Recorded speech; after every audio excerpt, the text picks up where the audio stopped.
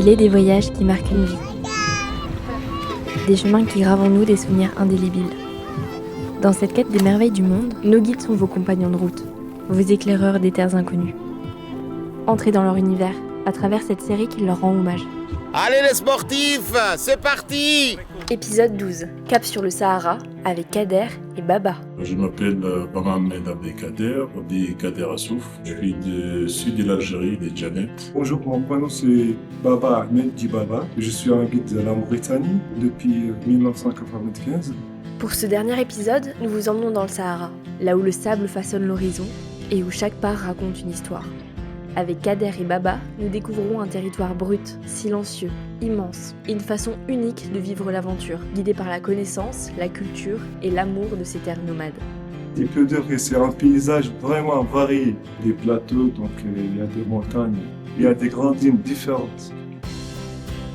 En Algérie, par exemple, on a la côte qui fait 1000 km. On a tout ce qui est montagne, Joujura, la Kabylie.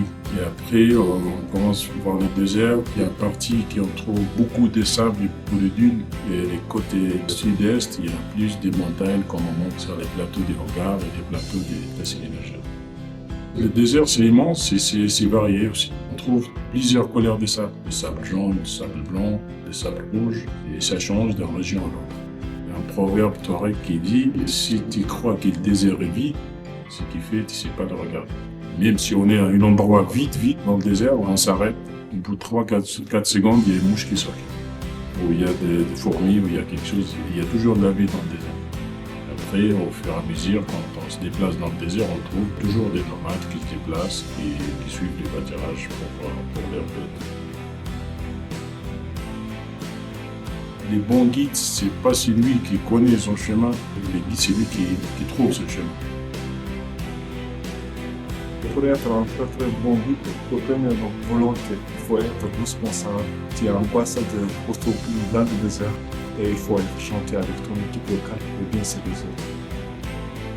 Si on a des groupes, 8 à 9 personnes par exemple, pour faire une caravane, on est à 12 à 13 chemins. Les dromadaires, ils ont les chevaliers. C'est eux qui s'occupent de tout ce qui est logistique pour le déplacement de tout ce qui est matériel, les bagages, la nourriture, l'eau.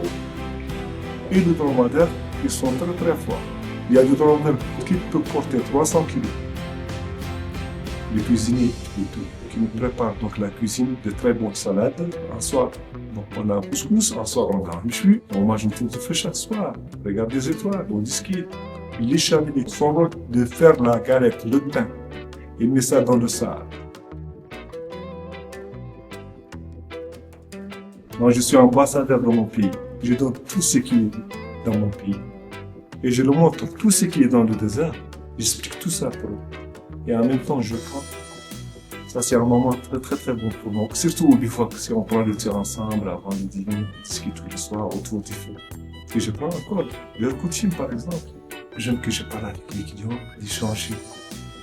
Rencontre d'autres personnes, d'autres cultures, voir d'autres idées. Et pendant le séjour, il y a un échange, cette vision du monde actuel et tout ça. Il y a un proverbe qui dit quand tu voyages, prends avec toi des sacs. Il y a un sac pour donner et un sac pour recevoir. Ici, quand on voyage, on apprend, on donne ce qu'on a nous pour les autres. Pour moi, c'est ça le voyage. Merci d'avoir suivi cette série Guide par Passion. À travers chaque épisode, vous avez rencontré des femmes et des hommes, des voix, des chemins, des cultures différentes, mais avec cette même envie de partager ce qui les fait vibrer. Merci d'avoir voyagé avec nous et à très bientôt pour de nouvelles aventures.